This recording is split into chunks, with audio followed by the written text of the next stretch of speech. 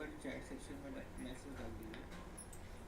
और मैं भी साइड में मोबाइल पे चेक कर रहा हूँ।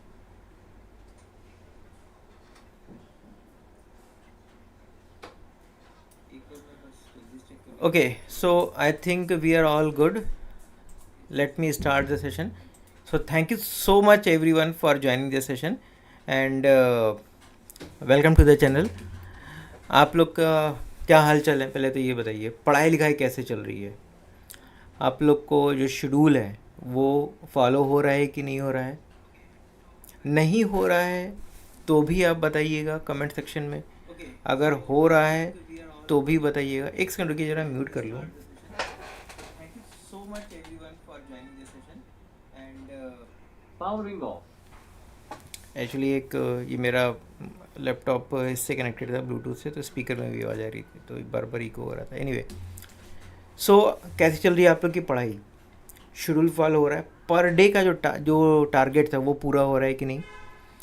देखिए, अगर नहीं भी हो रहा है तो पहली चीज़ तो ये कि आपको घबराना नहीं है, क्योंकि आपका जो टास्क है ना वो इजी नहीं है। मैंने आपको पहले भी बोला था, अगर आप मेरा डे ज़ीरो का शेड्यूल देख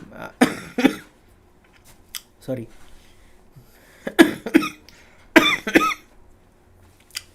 अगर आप मेरा डे ज़ीरो का आई एम सो सॉरी, थोड़ा सा तबीयत नहीं ठीक है, बट उम्मीद करता हूँ आवाज़ मेरी साफ़ आ रही होगी। अगर आप मेरा डे ज़ीरो का जब प्लान था, जब मैंने एक्सप्लेन किया था, जिसमें मैंने आपको स्केड्यूल समझाया था पूरा, उसमें मैंने आपको बताया था कि आपको बहुत सी हर्डल्स आने वाले हैं, आपको बहुत से ऐसे इशू आएंगे जो आपने कभी सोचा भी नहीं होगा। इन टर्म्स ऑफ, जैसे आपको आलस आ सकता है, आपके पास कोई प्लान बी बन जाएगा रन टाइम पे, जब आपने सोचा होगा कि आज मैं पढ़ूंगा, बट एक्चुअल में उस दिन आपका कोई और प्लान आ जाएगा जो उससे भी ज़्यादा इंपॉर्टेंट होगा। ये सब हर्डल्स होते हैं जिसको आपको बीट करते हुए आगे जाना है, ठीक है। बट और इसका प्रभाव क्या था, इसका कॉन्सिक्वेंस क्या होता है कि आपका जो स्केड्यूल है वो मीट नहीं कर पाता पर डे का, और बाद में फिर आपको उसका टेंशन होता है, और फिर सोचते हैं कि यार मेरा एग्ज़ाम पास होगा कि नहीं, ये सारी चीज़ें क्वेश्चन में दिमाग में आती हैं, ठीक है।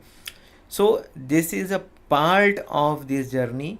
बिल्कुल भी नहीं घबराने का है, ये सबके साथ हुआ है, मेरे साथ भी होता है, और जितने लोग और तैयारी कर रहे हैं या जितने करने वाले हैं सबके साथ यही सब होने वाला है।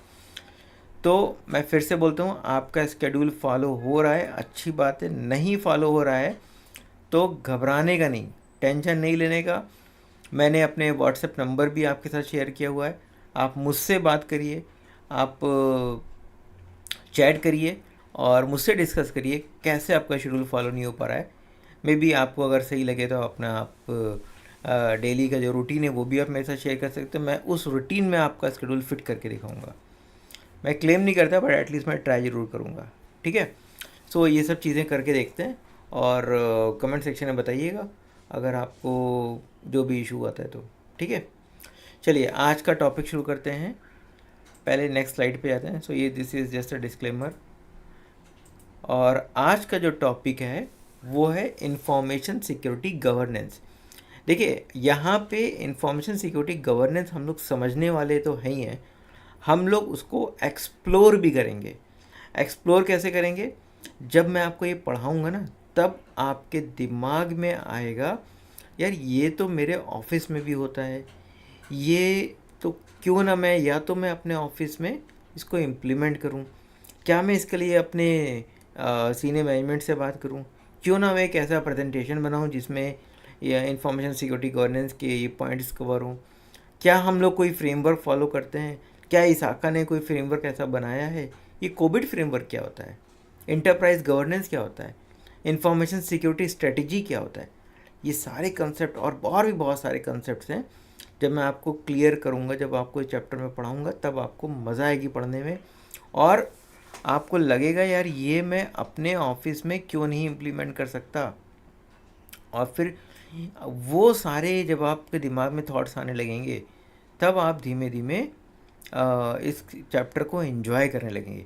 और सबसे बढ़िया बात बताऊँ आपको, ये जब आप चैप्टर 1 पढ़ा रहे हैं ना, इस समय आपको फुल एनर्जी है आपकी बॉडी में, आपके पीछे कोई भी लोड नहीं है, पुराने चैप्टर का या पुराने आपने आपने कोई क्वेश्चन तो अभी कुछ लगाए नहीं होंगे ज़्यादा, ठीक है, हार्डली 8-10 लगाए होंगे, उससे भी कम लगाए होंगे या नहीं लगाए होंगे। तो आप कोई बैकलॉग कैरी करके नहीं आ रहे हैं, आपके पास फुल एनर्जी है, इसलिए ये चैप्टर को आपको एक्सप्लोर करना है, इसलिए मैंने देखिए एक्सप्लोर लिखा है, ठीक है। और बाद में this is I am going to explain you, तो ये मेरा नाम है और नीचे ये मेरा सर्टिफिकेट्स हैं, CCSK, CISM, CDPSC और साइबर का सर्टिफिकेट किया है, स्प्लंक का किया है, CA टेक्नोलॉजीज़ का सर्टिफिकेट तो नहीं किया है, बट ये तो एक टेक्नोलॉजी टूल है ना IM का। देन NIST ISO 27001 2013 LA इसका भी सर्टिफिकेट किया, और PMP और Prince2 का मैंने ट्रेनिंग लिया है, ठीक है। तो ये थोड़ा सा शॉर्ट डिस्क्रिप्शन मेरे बारे में था। ये ऊपर एक छोटा सा आइकन आ रहा है लेफ्ट साइड पे, अगर आपने सब्सक्राइब नहीं किया तो सब्सक्राइब कर लीजिएगा, ठीक है। चलिए फटाफट आगे चलते हैं। तो देखिए आज का टॉपिक है इंफॉर्मेशन सिक्योरिटी गवर्नेंस। इसमें प्राइमरीली हम लोग 4 चीज़ें पढ़ने वाले हैं। एक होता है इंफॉर्मेशन, फिर गवर्नेंस, फिर मैनेजमेंट, और एक टॉपिक आएगा इसमें अकाउंटेबिलिटी की, कौन अकाउंटेबल होता है, वो सब चीज़ें इसमें आपको एक्सप्लेन करने जा रहा हूँ, ठीक है। बहुत मज़ा आने वाली है, बिल्कुल कहानी की तरह बताऊँगा मैं आपको। आपको ये लगेगा ही नहीं ना, मेरा ऐसा कोई टारगेट है कि आपको जब मैं पढ़ाऊँ तो लगेगा कि आप किसी क्लासरूम में बैठ के पढ़ रहे हैं, या आपको लगेगा कि यार ये मैं कभी और सुन लूँगा। मैं आपको एक कहानी की तरह एक्सप्लेन करने का ट्राई करूँगा। उम्मीद करता हूँ कि आपको वो मेरा फॉर्मेट अच्छा लगेगा। कमेंट सेक्शन में ज़रूर बताइएगा, ठीक है। ये मेरा व्हाट्सएप नंबर भी है, आप उससे कनेक्ट भी कर सकते हैं। और पता नहीं आपको दिख रहा है कि नहीं दिख रहा है, ये मेरा लिंक्डइन का URL भी मैंने डाला हुआ है। लिंक्डइन पे आप शैलेंद्र CISM सर्च मारेंगे तो भी आपको मिल जाएगा। पता नहीं दिख रहा है कि नहीं दिख रहा है, मेरे को ही बहुत हल्का हल्का दिख रहा है। शैलेंद्र-श्रीवास्तव मेरा लिंक्डइन का प्रोफाइल है, ठीक है। चलिए, तो बेसिकली देखिए पहला टॉपिक आता है इन्फॉर्मेशन। इन्फॉर्मेशन क्या होता है? जैसे मान लीजिए मैं आपको बताता हूँ कि भाई ये कुछ URLs हैं जो कि फिशिंग लग रहे हैं, इस पर आप भैया क्लिक मत कर देना। मैंने आपको एक लिस्ट ऑफ URLs शेयर कर दी, या मैंने आपको कुछ वायरसेस के नाम बता दिए और उस वायरसेस का डेफिनीशन, सिग्नेचर, वो सब मैंने आप लोग को शेयर कर दिया, और मैंने बोला कि भैया अपना एंटीवायरस अपडेट कर देना क्योंकि ये सस्पिशियस वायरस लग रहे हैं। अगर नहीं है तो इंश्योर कि आपका वायरस, आपका एंटीवायरस का सिग्नेचर्स या डेफिनेशंस अपडेटेड हों। ये मैंने आपको क्या बताया? मैंने आपके साथ एक डेटा शेयर किया जिसका कोई तो एक मीनिंग था और एक पर्पस भी था, ठीक है। दैट मीन्स मैंने आपके साथ एक इन्फॉर्मेशन शेयर करी। तो इन्फॉर्मेशन का मतलब क्या होता है? इन्फॉर्मेशन का मतलब होता है any data having certain meaning and purpose. वही चीज़ मैंने देखी यहाँ पे लिखी है, data endowed with meaning and purpose. तो वो डेटा जिसका कोई मीनिंग और पर्पस हो, हम लोग उसको इन्फॉर्मेशन कहते हैं, ठीक है। सिंपल सा लॉजिक है, सिंपल कंसेप्ट है। क्या ये क्वेश्चन आएगा एग्जाम में, व्हाट इज इन्फॉर्मेशन? नहीं। Can you select one of the option which represent something about information? नहीं, ऐसा कोई भी क्वेश्चन नहीं आने वाला है। फिर ये कंसेप्ट क्यों है? इस कंसेप्ट की हेल्प से आपको और क्वेश्चंस को समझने में, उनको सॉल्व करने में, या ऑप्शंस को सेलेक्ट करने में आपको मदद मिलेगी। इसलिए ये कंसेप्ट आपको बताना ज़रूरी था, ठीक है। आगे देखते हैं। आगे देखिए, मैं आपको टॉपिक जो पढ़ाने जा रहा हूँ वो मैं बहुत ज़्यादा इत्तेफाक नहीं करता हूँ, बट मैं आपको बताता हूँ और ये भी बताऊँगा कि मैं क्यों ऐसा मानता हूँ, मैं क्यों इत्तेफाक नहीं करता। देखिए, इन्होंने ऐसे बताया है कि जितने भी डेवलप्ड वर्ल्ड हैं, ठीक है, जितने भी, क्या मतलब, डेवलप्ड वर्ल्ड में जितने भी क्रिटिकल इंफ्रास्ट्रक्चर हैं वो मेजरली कंट्रोल किया जाता है प्राइवेट सेक्टर्स के द्वारा, ठीक है। एक मिनट में जरा अपना इमेज थोड़ा सा नीचे कर दूं। आई जस्ट रियलाइज कि बिल्कुल बीच में आ रहा है, ठीक है। सो डेवलप्ड वर्ल्ड में जितने भी क्रिटिकल इंफ्रास्ट्रक्चर हैं वो मैनेज किया जाता है या कंट्रोल किया जाता है प्राइवेट सेक्टर्स के द्वारा। क्या ईमानदारी से बताइएगा, क्या आप इस सेंटेंस से पूरी तरीके से कन्विंस हैं? कमेंट सेक्शन में ज़रूर बताइएगा। क्या आप इस स्टेटमेंट से आप पूरी तरीके से कन्विंस हैं? क्या आपको लगता है ये स्टेटमेंट बिल्कुल सही है? आई बिलीव, या मैं ऐसा मानता हूँ कि नहीं, मैं इस स्टेटमेंट से कन्विंस नहीं हूँ। क्या इससे कुछ फ़र्क पड़ता है इसाका को? नहीं, बिल्कुल फ़र्क नहीं पड़ता। क्या मुझको इफ़ेक्ट पड़ता है ये स्टेटमेंट गलत है या सही है? यस, क्योंकि अगर एग्ज़ाम पास करना है भाई तो आपको अपनी मर्जी से नहीं, आपको अपने थॉट से नहीं, आपको इसाका के थॉट्स प्रोसेस से चलना पड़ेगा। अगर वो ऐसा लिखता है कि majority of national critical infrastructure in the developed world are controlled by the private sector, तो आपको ये मानना पड़ेगा कि ज़्यादातर national critical infrastructure developed world में कंट्रोल किए जाता है प्राइवेट सेक्टर्स के द्वारा। अच्छा, ये स्टोरी क्यों बता रहे हैं? इसके आगे वो एक कंसेप्ट बताना चाह रहे हैं। वो कंसेप्ट क्या है? वो ये कहते हैं कि ये जो प्राइवेट कॉरपोरेशंस है ना, ये बेसिकली दो तरीके के कंपोनेंट्स को यूज़ करते हैं, और वो कंपोनेंट हमारा कोविड फ्रेमवर्क में भी है। और वो कंपोनेंट कौन सा है? वो कंपोनेंट है गवर्नेंस और मैनेजमेंट। ठीक है, अब चलिए समझते हैं गवर्नेंस क्या होता है। तो गवर्नेंस और मैनेजमेंट पहले आपको बता दें कि ये कहाँ से डिराइव होके आया है। ये आया है कोविड फ्रेमवर्क से, एज़ पर इसाका। और भी बहुत सारे फ्रेमवर्क होंगे जिसमें गवर्नेंस और मैनेजमेंट होगा, बट फ़िलहाल इन्होंने ऐसा बताया है कि कोविड फ्रेमवर्क में भी ये अच्छे से डिस्क्राइब किया गया है। ठीक है, इसाका है तो वो अपने फ्रेमवर्क को प्रमोट भी करेगा ना, वो अपने डॉक्यूमेंट में लिखेगा तो कहाँ लिखेगा, वहीं तो बताएगा ना कि भैया मेरा फ्रेमवर्क बहुत अच्छा है एंड ऑल दिस थिंग्स। ठीक, तो गवर्नेंस क्या होता है पहले वो समझते हैं। देखिए, गवर्नेंस को समझने से पहले मैं आपको एक टॉपिक है, वो है स्टेक होल्डर, पहले मैं आपको वो बताता हूँ, वो एक्सप्लेन करूँगा तो गवर्नेंस को समझने में आपको बहुत मज़ा आएगी। मान लीजिए आपके घर के पास एक बहुत बड़ी ज़मीन है, इतनी बड़ी ज़मीन है कि उस पर एक स्टेडियम बन सकता है। ठीक है, और एक दिन आपको पता चलता है कि गवर्नमेंट ने एक्चुअल में वहाँ पे स्टेडियम बनाने का प्रोविज़न किया है। क्या ये आपके लिए बहुत खुशी की बात होगी या आपको पसंद नहीं आएगा? दोनों ही हो सकता है। मैं आपको एक बात, दूसरा एग्जाम्पल इसी में आपको दूसरी बात बताता हूँ। आपने सोचना चालू किया, यार मेरे घर के पास स्टेडियम हो जाएगा तो क्या क्या होगा। आपने कहा भाई जिस दिन मैच हुआ, वैसे तो ठीक है, लेकिन जिस दिन मैच हुआ उस दिन पता चला इतना हज़ारों में लोग आएंगे और अलग अलग तरीके के इंस्ट्रूमेंट लेके आएंगे कि मेरे घर की शांति में वो डिस्टरबेंस पैदा कर सकते हैं। लोग आएंगे, हुड़दंग मचाएंगे, चिल्लाएंगे, ट्रैफिक भी इम्पैक्ट करेगा, फिर कार और जो दुनिया भर के व्हीकल्स हैं वो भी हॉर्न बजाएंगे। तो एक्चुअल में मेरे जो शांति मेरे घर के पास है उसमें इम्पैक्ट पड़ेगा। और ये बात आपने अपने ग्रुप में, अपने मोहल्ले में, अपनी सोसाइटी में, अपनी कॉलोनी में आपने ये बात डिस्कस करी, और ये बात से कई लोग आपसे कन्विंस हुए और उन्होंने फिर एक मोर्चा निकाल दिया। उन्होंने गवर्नमेंट को एक लेटर लिखा कि भाई यहाँ पे आप कुछ और बना दीजिए, आप हॉस्पिटल बना दीजिए, आप कुछ भी बना सकते हैं, लेकिन स्टेडियम मत बनाइए, हम लोग का ऑब्जेक्शन है उस पर। गवर्नमेंट के पास और कोई इतनी बड़ी ज़मीन है नहीं, और गवर्नमेंट के भी कुछ अपने कंस्ट्रेंट हैं, वो नहीं कर सकती है। अब क्या करेगी? अब गवर्नमेंट क्या करेगी?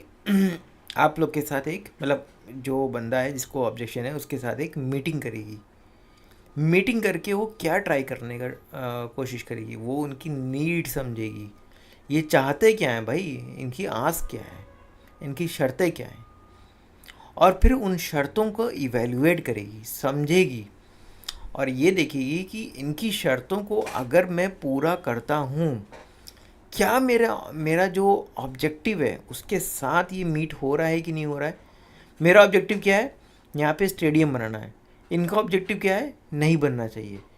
तो इनकी शर्तें अगर कुछ ऐसी हो जाएं या हमारे इनके बीच में कुछ ऐसा बैलेंस हो जाए कि यहाँ पे स्टेडियम बने और इनका ऑब्जेक्शन भी ना हो, मतलब इनका भी ऑब्जेक्टिव मीट हो जाए और मेरा भी ऑब्जेक्टिव मीट हो जाए, तो फिर वो क्या कर सकते हैं, वो बोलेंगे कि भाई देखो, आई अंडरस्टैंड आपके यहाँ पे स्टेडियम बनने से आपको प्रॉब्लम हो सकती है, आई अंडरस्टैंड, लेकिन आप ये सोचिए कि स्टेडियम की वजह से यहाँ पे सिक्योरिटी भी ज़्यादा रहेगी, तो उससे आपकी सोसाइटी के पास भी सिक्योरिटी बढ़ेगी। यहाँ पे आने जाने की जो रोड है वो हमेशा अच्छे से बनेगी, क्योंकि यहाँ पे इंटरनेशनल प्लेयर्स आएंगे, तो हम लोग कभी भी रोड में, ट्रैफिक में, सिक्योरिटी में कोई भी कॉम्प्रोमाइज़ नहीं कर सकते हैं। इनफैक्ट जिस दिन कोई भी मैच होगा, आपको अपने घर का एड्रेस का एक आईडी दिखाना पड़ेगा, और उसके बाद आप अगर वो मैच देखेंगे तो we will give you some good amount of discount. आपको 40%, 50%, 70% तक आपको डिस्काउंट मिलेगा। आपको बस घर का एड्रेस दिखाना होगा। अगर वो इस एड्रेस हम लोग एक लिस्ट बना लेंगे, उसमें क्वालिफाई करेगा उस सोसाइटीज़ में, तो फिर आपको डिस्काउंट मिल जाएगा।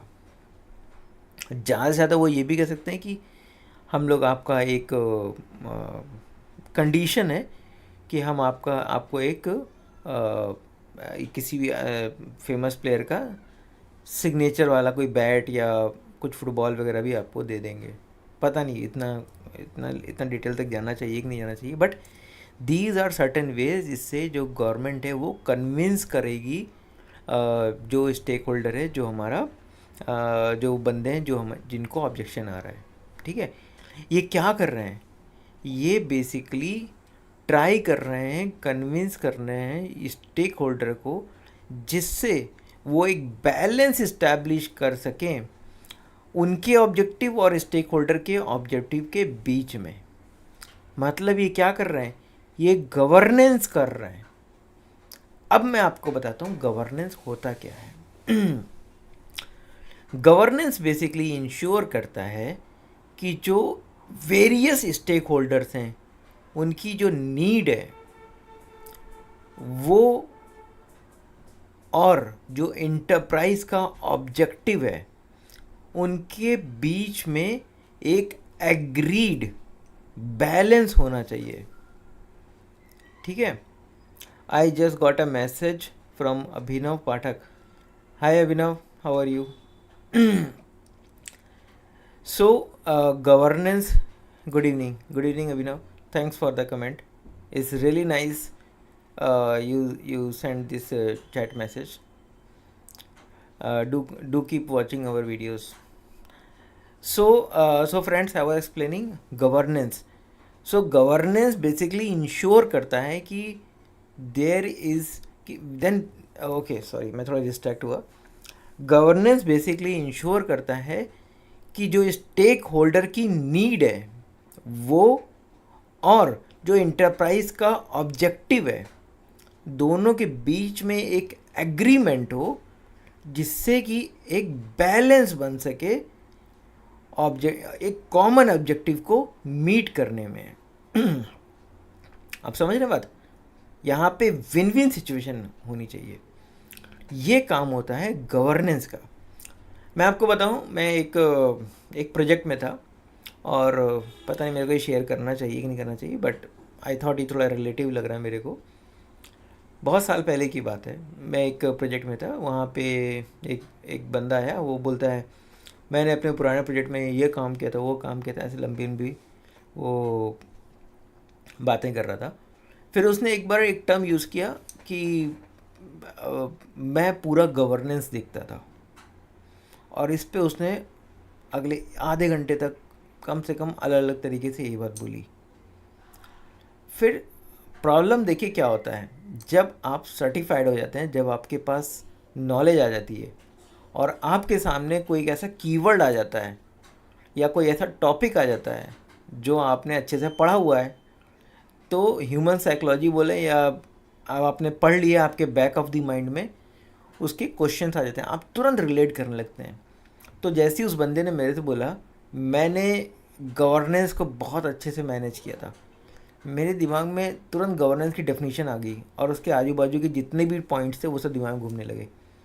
मेरे मुंह से इमीडिएटली निकला, गवर्नेंस क्या होता है यार, गवर्नेंस तो बताओ, तुमने क्या मैनेज किया था, तुमने क्या किया था गवर्नेंस में। तो कहता है मैंने गवर्नेंस में मैनेज किया था पूरा प्रोजेक्ट। मैंने कहा गवर्नेंस में प्रोजेक्ट मैनेज करना नहीं होता है, गवर्नेंस में स्टेक होल्डर की नीड को एनालाइज करते हैं, इवेल्युएट करते हैं और ऑब्जेक्टिव जो इंटरप्राइज का ऑब्जेक्टिव है उसके साथ बैलेंस बनाते हैं। ये होता है गवर्नेंस का डेफिनेशन। आपने कुछ और किया है जिसको आप गवर्नेंस बोल रहे हो। भाई साहब, द मोमेंट आई एक्सप्लेन, आजू बाजू सब लोग कहेंगे भाई तुम उससे ना बोलो, ही इज़ सर्टिफाइड। ठीक है, तो ये मैंने उसको नीचा दिखाने के लिए नहीं किया था। आई एम टेलिंग यू, मैं बिल्कुल भी किसी को नीचा दिखाने के लिए अपनी नॉलेज नहीं दिखाता हूँ, ना कभी ट्राई भी करता हूँ। बट होता क्या है कि जब आपके पास नॉलेज आ जाती है ना, तो कोई गलत टॉपिक पे आपको अगर आपको घुमाने का ट्राई करते हैं ना, तो होता क्या है कि आप वो चीज़ सुन नहीं सकते। और मतलब एक साइकोलॉजिकल आता है। जैसे एग्जांपल आपको और देता हूँ, एक बार एक बंदे ने मेरे से बोला कि करीब 10 टास्क थे, ठीक है, उसको कहना था मेरे से कि आप 5 टास्क मेरे को दो, 5 टास्क आप दूसरे बंदे को असाइन कर दो। तो उसने वर्ड यूज़ किया कि आप सेग्रीगेशन ऑफ ड्यूटीज़ क्यों नहीं करते हो बिटवीन दीज टास्क। अब मेरे दिमाग में सेग्रीगेशन ऑफ ड्यूटी आया, मैंने कहा सेग्रीगेशन ऑफ ड्यूटी टास्क का, do you really know what is segregation of duty. वो बंदा बोलता है हाँ इसमें क्या है, ये 5 टास्क मेरे को सेग्रीगेट कर दो, 5 टास्क उसको दे दो, हमारी ड्यूटी इन दोनों डिवाइड हो जाएगी।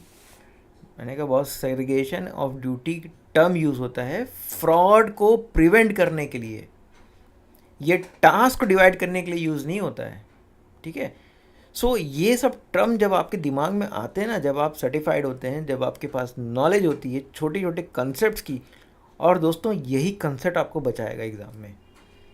ये ऐसा नहीं कि मैंने पढ़ा है और आज जो मेरे को ये नॉलेज आ गई, यही बचाता है। अगर आपके इस लेवल तक कंसेप्ट नहीं क्लियर हैं, एग्ज़ाम में आप जाएंगे चारों ऑप्शन सही मिलेंगे आपको। मैं आपको अभी बता रहा हूँ, आप मेरा लिख लीजिएगा। आज 25 जुलाई 21-23 को मैं बोल रहा हूँ, आपको चारों ऑप्शन सही मिलेंगे। अगर आपके कंसेप्ट क्लियर नहीं है, आप चारों में से आप घूम जाएंगे कौन सा ऑप्शन सही करना है या गलत करना है, कौन सा गलत है।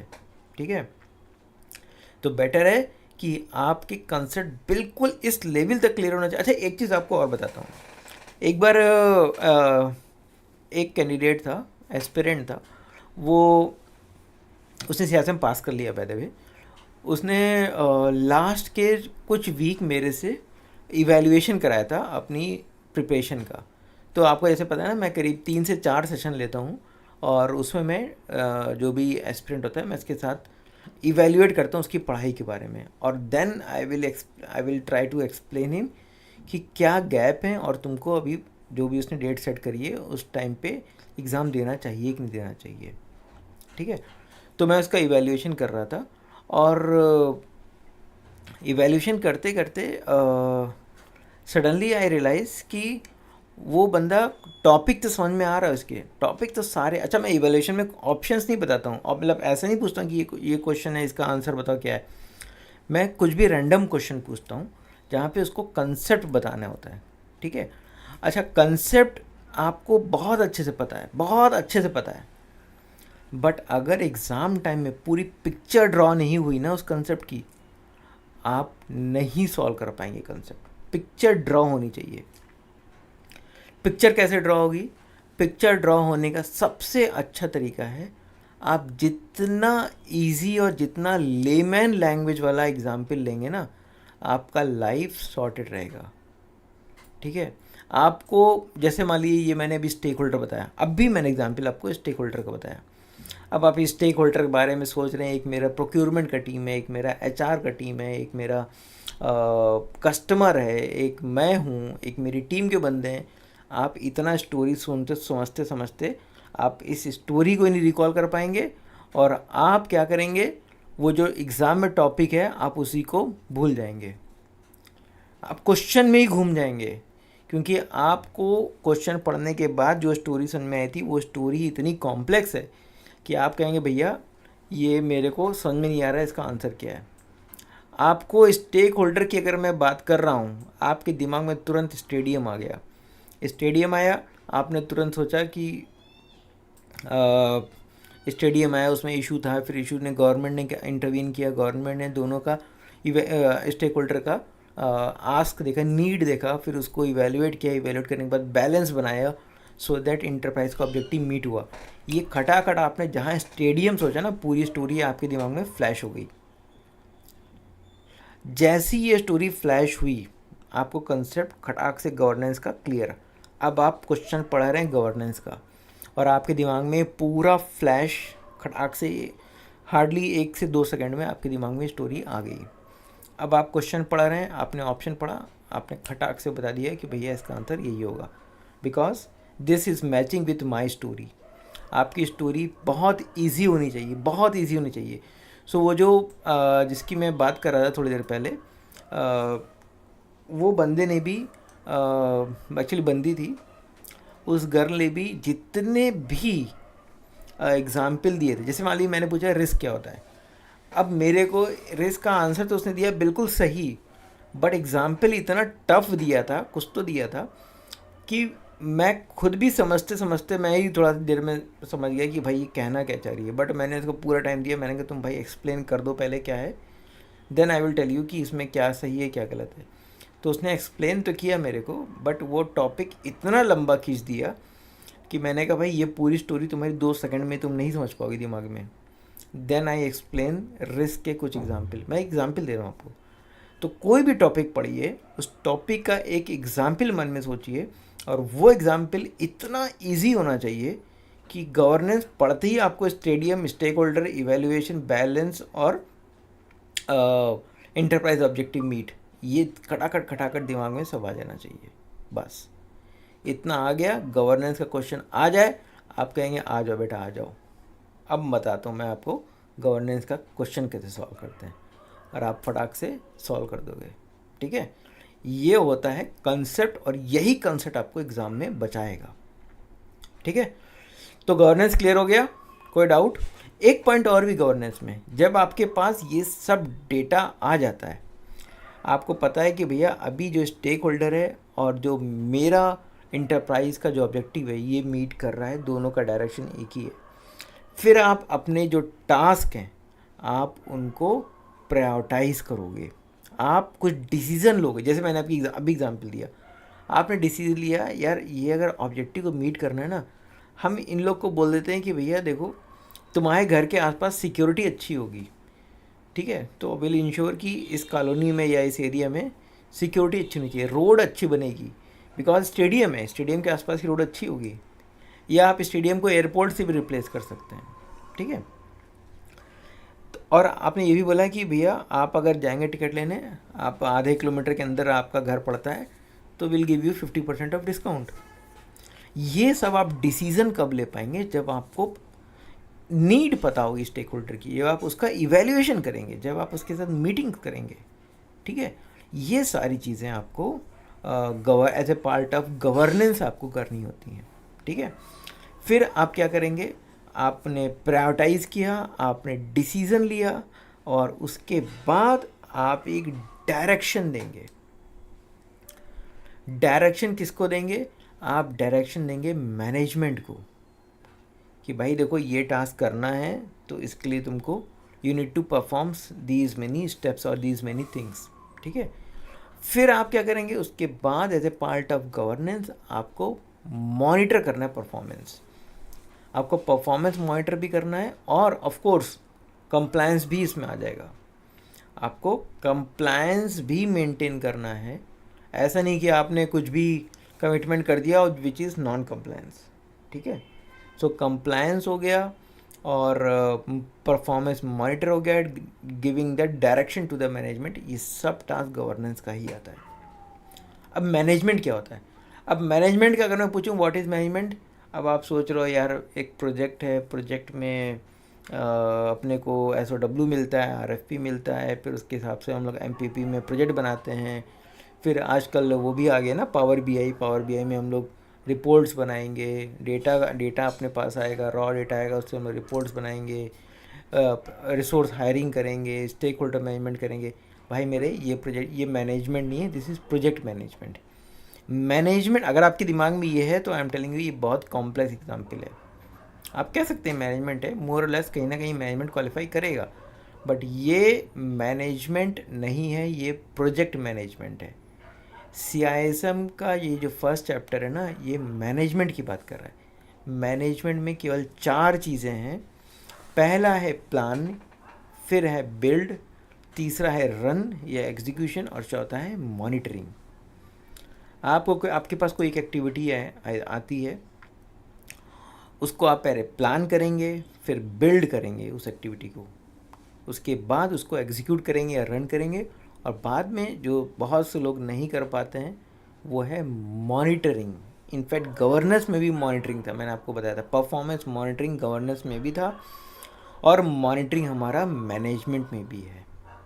और मोस्ट इम्पॉर्टेंट थिंग, ये सारा ही चारों काम आप करेंगे, यू नीड टू इंश्योर ये अलाइन होना चाहिए किसके साथ, जो डायरेक्शन गवर्नेंस ने दी है उसके साथ। गवर्नेंस ने आपको डायरेक्शन दी है ना, अभी मैंने थोड़ी देर पहले बताया, गवर्नेंस डायरेक्शन देता है मैनेजमेंट को कि क्या करना है। मैनेजमेंट गवर्नेंस की ने जो डायरेक्शन दी है उसके साथ अलाइन करते हुए उसको प्लानिंग करना है, बिल्ड करना है, रन या एग्जीक्यूट करना है, और मॉनिटर करना है। क्यों करेगा ये सारा? Because so that we can achieve the enterprise objective. देखिए गवर्नेंस का भी फाइनली आउटकम यही है, या उसका ऑब्जेक्टिव यही है कि जो एंटरप्राइज का ऑब्जेक्टिव है वो मीट करे, मतलब जो स्टेडियम है वो वहाँ पे बने। मैनेजमेंट का भी वही ऑब्जेक्टिव है, दोनों का ऑब्जेक्टिव एक ही है, ठीक है। सो और ये ऑब्जेक्टिव क्या है? To achieve enterprise objective. तो ये आ जाता है हमारा मैनेजमेंट में, ठीक है। सो उम्मीद करता हूँ आपको अब तक कंसेप्ट क्लियर हो रहा होगा। प्लीज़ कमेंट सेक्शन में बताइएगा, कोई डाउट है तो बताइए, I will try to explain in some another way as well. एक और एग्जाम्पल लेके मैं समझा सकता हूँ, बट और भी टॉपिक्स हैं, सो आई वॉज थिंकिंग कि अगले टॉपिक पे आते हैं। एक बार कमेंट सेक्शन में बताइएगा। अभिनव, आपको प्लीज़ बताइएगा अगर कोई डाउट है तो प्लीज़ बताइएगा, otherwise I can move to next topic, ठीक है। अच्छा, नेक्स्ट टॉपिक पे आते हैं। पता नहीं कैसे इधर मुंबई में बहुत ज़्यादा बारिश हो रही है, और उसी से ही मेरा गला थोड़ा सा बैठ गया है। सुबह को फीवर भी था तो फिर दवा खा के ऑफिस गया था। एनीवे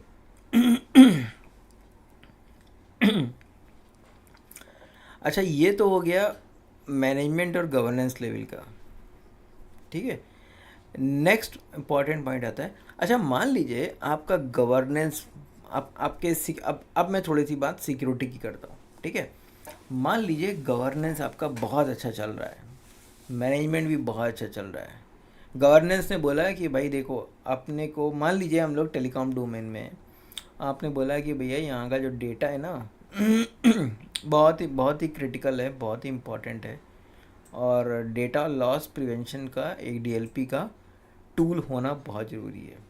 ट्रांजिशंस भी बहुत ज़्यादा होते हैं, ठीक है, और इसलिए अपने को इंक्रिप्शन का टूल भी चाहिए, ऑफ कोर्स सिम टूल भी चाहिए, प्रिविलेज यूज़र्स भी होते हैं इसलिए पिम का टूल भी चाहिए, फाइल हैंडलिंग करना है तो फिम का एक टूल चाहिए, ठीक है। और कौन से टूल होते हैं? बहुत से टूल हैं ऐसे, टिप चाहिए, TIP, फिम हो गया, फिर पिम पैम हो गया, डैम हो गया, ठीक है, डेटाबेस एक्टिविटी मॉनिटरिंग, फिर हो गया आपका सिम, तो मैंने आपको बताई है। ऐसे आपने बहुत सारे टूल्स लगा दिए अपने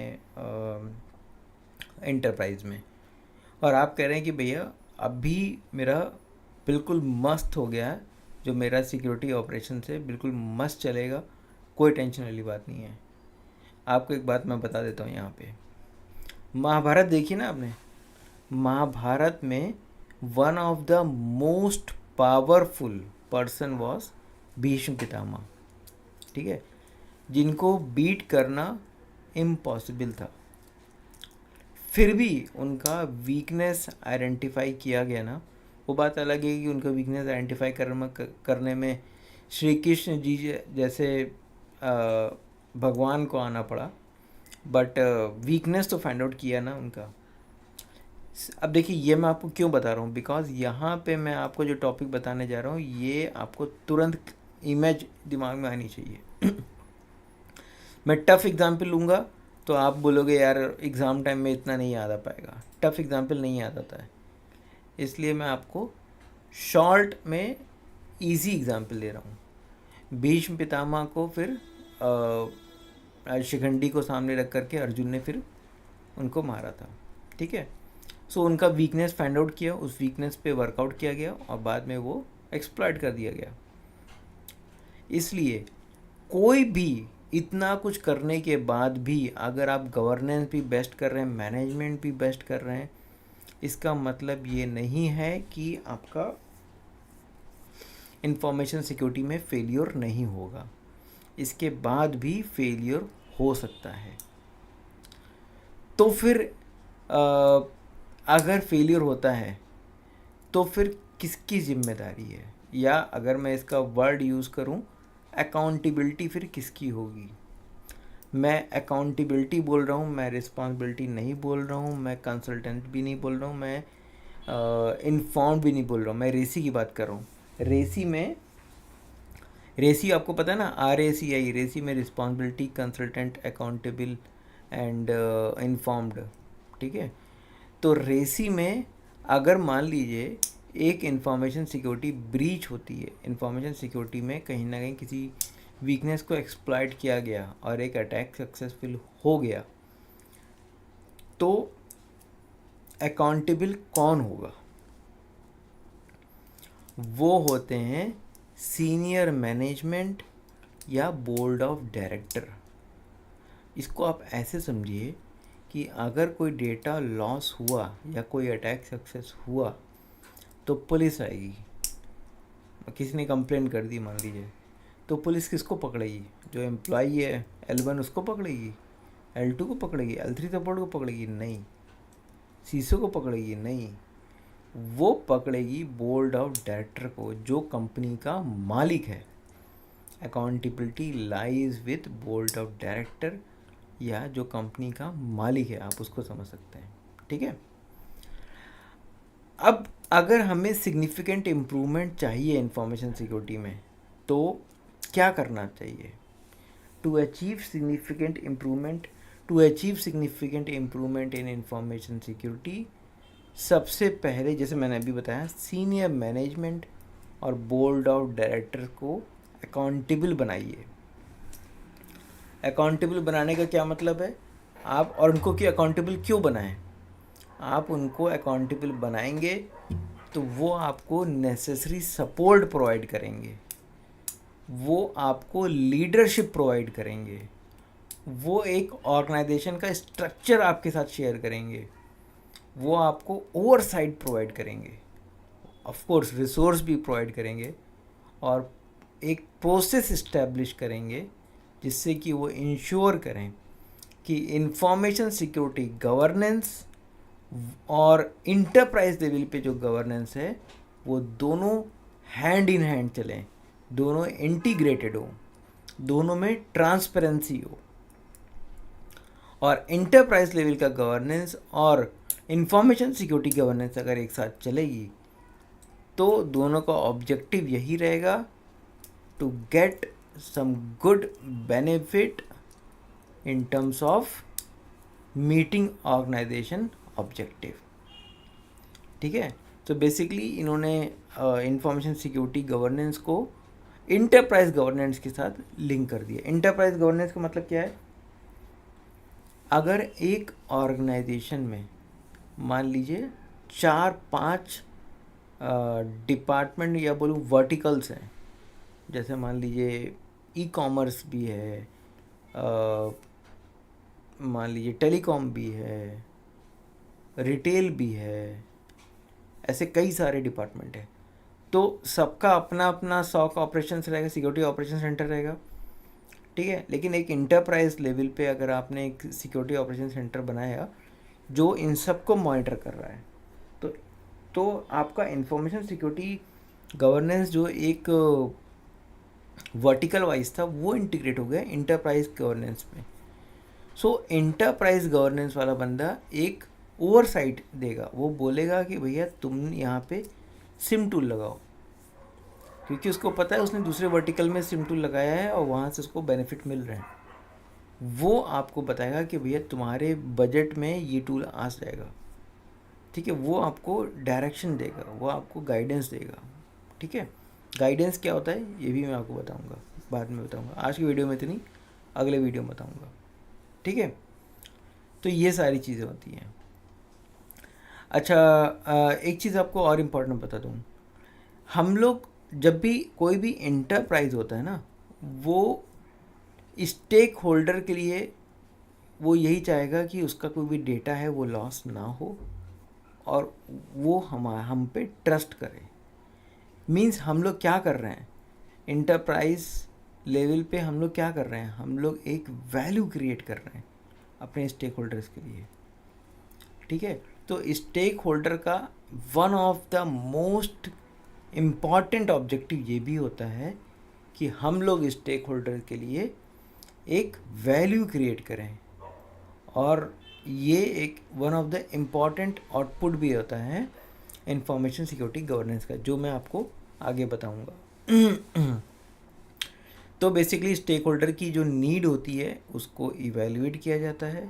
मैं आपको गवर्नेंस का ऑब्जेक्टिव में से कुछ पॉइंट बता रहा हूँ, और गवर्नेंस का ऑब्जेक्टिव जैसे मैं बताया, एक ये भी होता है कि वैल्यू क्रिएशन, और वैल्यू क्रिएशन एक आउटपुट भी होता है इंफॉर्मेशन सिक्योरिटी गवर्नेंस का। इंफॉर्मेशन सिक्योरिटी गवर्नेंस के बेसिकली 6 आउटपुट होते हैं जो मैं आपको अपने अगले वीडियो में बताऊंगा, जिसमें से एक आउटपुट होता है वैल्यू क्रिएशन, ठीक है।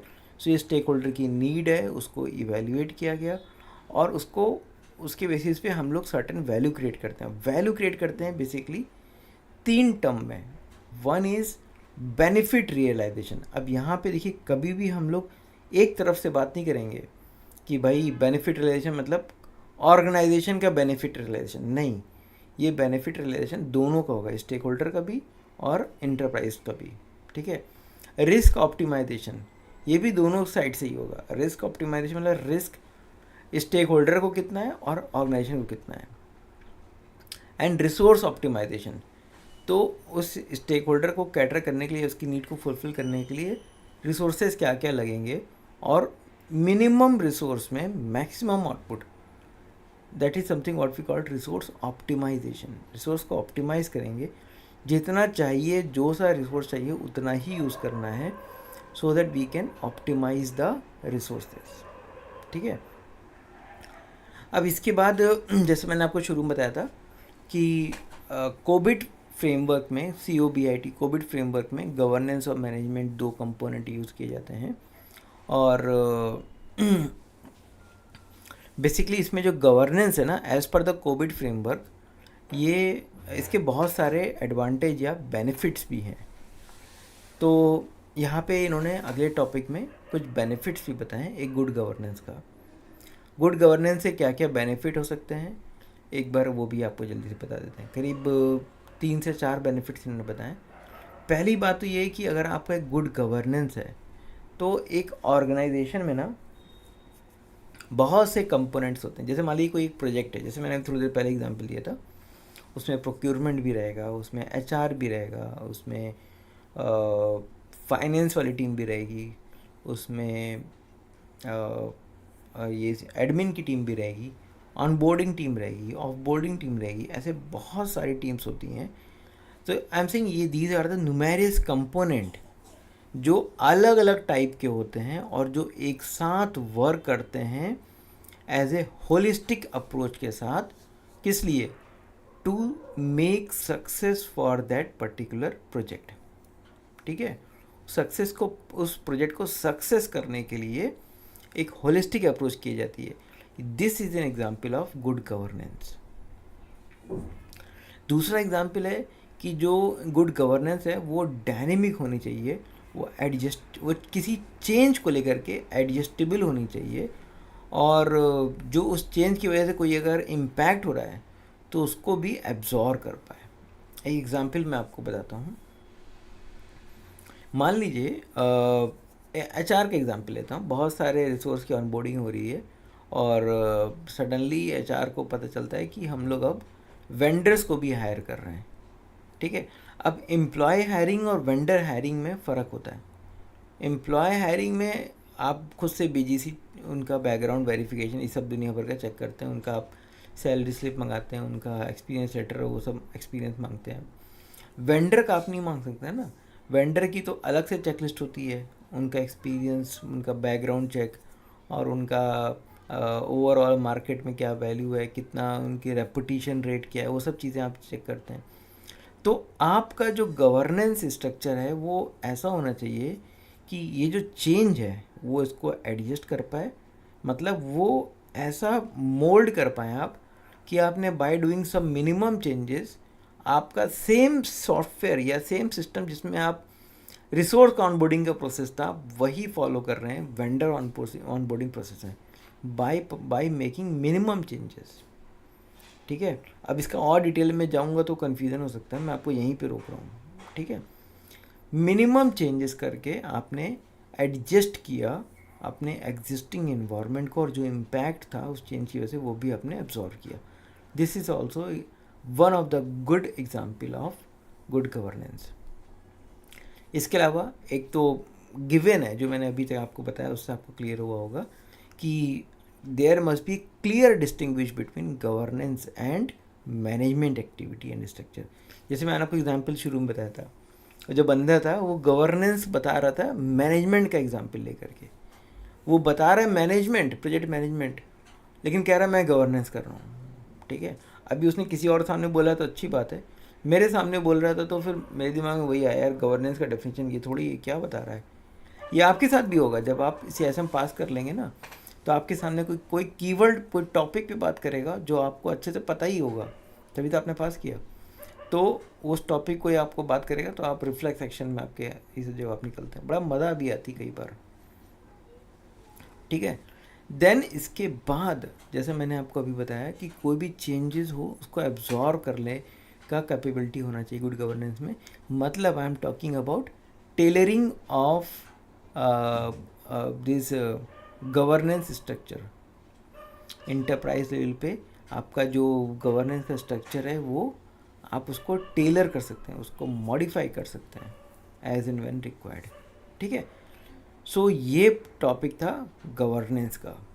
ठीक है, सो दोस्तों अभी आज के वीडियो में मैंने एक बार आपको स्लाइड में देखिए, ये गवर्नेंस का स्लाइड था, काफ़ी देर से ये रुका हुआ था। आपको मैं बताने के चक्कर मैंने स्लाइड चेंज करना ही भूल गया। सो ये मेरा मैनेजमेंट का स्लाइड टॉपिक था जो मैंने आपको बताया, 4 point, plan, build, run and monitor.